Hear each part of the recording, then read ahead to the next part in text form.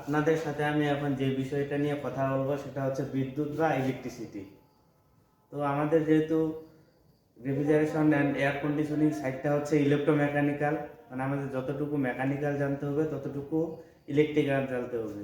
তো সেই জন্য আমাদের বিদ্যুৎ সম্পর্কে জানতে হবে, যেহেতু আমাদের রেফ্রিজারেটর বলেন আর এয়ার কন্ডিশনার বলেন এগুলো আমাদের ইলেকট্রিসিটিতে চলে, অর্থাৎ বিদ্যুতে চলে। এজন্য কোনটা এসি ভোল্টেজ, কোনটা ডিসি ভোল্টেজ, বা এসি কি বা ডিসি কি, বা কারেন্ট ভোল্টেজ রেজিস্ট্যান্স কি, এগুলো আমাদের জানা লাগবে।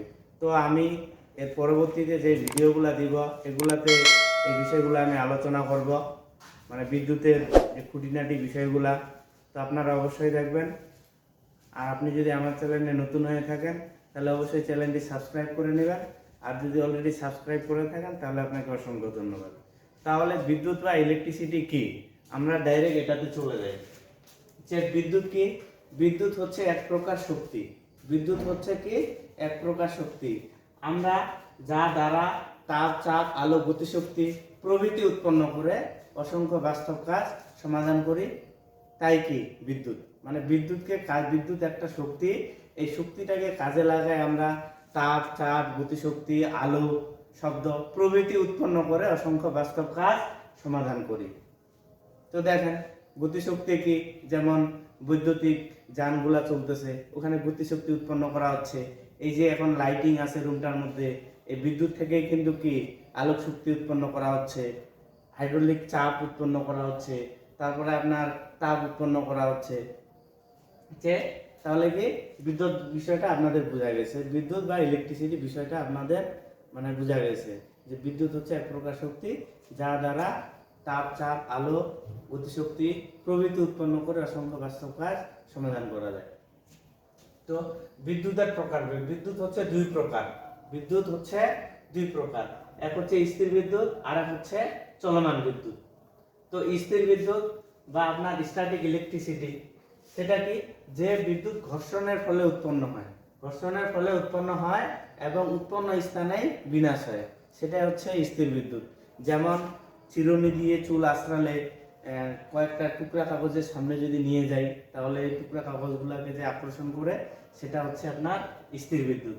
আর চলমান বিদ্যুৎ কি, মানে যে বিদ্যুৎ উৎপন্ন হয়ে উৎপন্ন স্থানে স্থির না থেকে চাপ, তাপ, আবেশের কারণে পরিবাহীর মধ্য দিয়ে চলতে থাকে তাকে বলতেছে চলমান বিদ্যুৎ বা কারেন্ট ইলেকট্রিসিটি। তো এটা গেল আপনার বিদ্যুতের প্রকার, স্থির বিদ্যুৎ আর চলমান বিদ্যুৎ। এই চলমান বিদ্যুৎ আবার দুই প্রকার। আমাদের মূলত এই বিষয়টা ভালো করে জানতে হবে। চলমান বিদ্যুৎ একমুখী প্রবাহ বা ডাইরেক্ট কারেন্ট কি, মানে যে কারেন্ট চলার সময় সময়ের সাথে মান ও দিকের পরিবর্তন করে না তাকে বলতেছে একমুখী প্রবাহ বা ডাইরেক্ট কারেন্ট। অর্থাৎ একমুখী প্রবাহের ইংরেজি হচ্ছে আপনার ডাইরেক্ট কারেন্ট। হ্যাঁ, মানে যে কারেন্ট চলার সময় সময়ের সাথে মান ও দিকের পরিবর্তন করে না তাকে বলতেছে ডাইরেক্ট কারেন্ট, বা সংক্ষেপে ডিসি, আর বাংলায় হচ্ছে একমুখী প্রবাহ।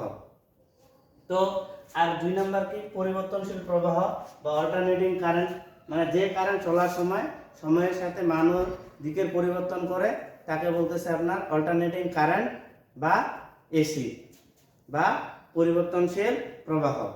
অর্থাৎ যে কারেন্ট চলার সময় সময়ের সাথে মান ও দিকের পরিবর্তন করবে তাকে পরিবর্তনশীল প্রবাহ বলবে, আর ইংরেজিতে হচ্ছে আপনার অল্টারনেটিং কারেন্ট, আর সংক্ষেপে হচ্ছে এসি।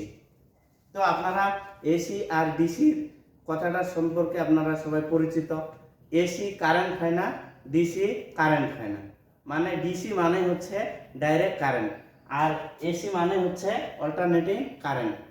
তো তাহলে কীরকম বিষয়টা হচ্ছে যে এসি কারেন্ট কারেন্ট বা ডিসি কারেন্ট কারেন্ট, হয় আপনার ডিসি ভোল্টেজ, হয় আপনার এই যে দেখেন, হয় আপনার ডিসি ভোল্টেজ অর্থাৎ ভি এর নিচে সমান একটা টান আর ভি এর নিচে বক্ররেখা একটা, অর্থাৎ এসি ভোল্টেজ।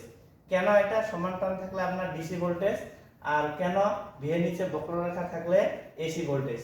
তো আমরা যদি একমুখী প্রবাহ অর্থাৎ ডাইরেক্ট কারেন্টের যে চিত্রটা দেখি তাহলে দেখেন কারেন্টটা এখানে সোজা পথে চলতেছে, কোনো দিক পরিবর্তন করতেছে না। এজন্য ভি এর নিচে যদি সমান একটা টান থাকে তাহলে সেটা হচ্ছে ডিসি ভোল্টেজ, ডিসি কারেন্ট না, ডিসি ভোল্টেজ। আর ভি এর নিচে যদি বক্ররেখা থাকে তাহলে হবে আপনার এসি ভোল্টেজ। কেন এসি ভোল্টেজ? তো আপনার দেখেন, যদি আমরা পরিবর্তনশীল প্রবাহ বা অল্টারনেটিং কারেন্টের প্রবাহ চিত্রটা দেখি, তাহলে এই যে কারেন্টটা চলতেছে সময়ের সাথে সাথে কিন্তু কি দিক পরিবর্তন করে চলতেছে। এই জন্য ভি এর নিচে যদি বক্ররেখা থাকে তাহলে আপনার হচ্ছে এসি ভোল্টেজ। তো বিষয়টা বোঝা গেছে যে একমুখী প্রবাহ কি, যে কারেন্ট চলার সময় সময়ের সাথে মান ও দিকে পরিবর্তন করে না, তাকে বলতেছে ডাইরেক্ট কারেন্ট বা একমুখী প্রবাহ বা সংক্ষেপে ডিসি। আর পরিবর্তনশীল প্রবাহ বা অল্টারনেটিং কারেন্ট হচ্ছে যে কারেন্ট চলার সময় সময়ের সাথে মান ও দিকের পরিবর্তন করে, তাকে পরিবর্তনশীল প্রবাহ বা অল্টারনেটিং কারেন্ট বা সংক্ষেপে এসি বলে। তো এটা দেখেন, এটা কিন্তু ঢেউ আকারে চলতেছে, এটা কিন্তু কি ঢেউ আকারে চলতেছে, মানে বক্ররেখা আকারে ঢেউ আকারে চলতেছে। তো এই ঢেউটাকে বলা হয় তরঙ্গ, ঢেউটাকে বলা হয় তরঙ্গ। এবার তরঙ্গের ইংলিশ কি? তরঙ্গের ইংলিশ হচ্ছে আপনার ফ্রিকোয়েন্সি। অর্থাৎ যে বলে যে বাংলাদেশের লাইনের ফ্রিকোয়েন্সি 50 হার্টজ। হ্যাঁ, মানে বাংলাদেশের লাইনের তরঙ্গ হচ্ছে 50 হার্টজ, মানে তরঙ্গের একক হচ্ছে হার্টজ। 50 হার্টজ মানে কি, যে পার সেকেন্ডে 50টা সাইকেল আপনার সম্পন্ন হয়। এই জন্য বাংলাদেশের লাইনের ফ্রিকোয়েন্সি হচ্ছে 50 হার্টজ, মানে পার সেকেন্ডে 50টা সাইকেল সম্পন্ন হয়। এইখান পর্যন্ত হচ্ছে হাফ সাইকেল, এখান পর্যন্ত হচ্ছে এক সাইকেল।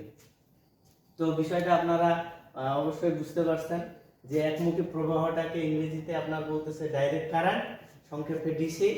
আর পরিবর্তনশীল প্রবাহটাকে বলতেছে অল্টারনেটিং কারেন্ট, সংক্ষেপে এসি। তো এই জন্য আবার বলি আমি যে ভি এর নিচে যদি একটা সোজা টান থাকে তাহলে এটা হবে ডিসি ভোল্ট। আর ভি এর নিচে যদি বক্ররেখা থাকে তাহলে হবে এসি ভোল্ট বা এসি ভোল্টেজ। ঠিক এর নিচে যদি একটা বক্ররেখা থাকে তাহলে এটা হচ্ছে এসি এম্পিয়ার।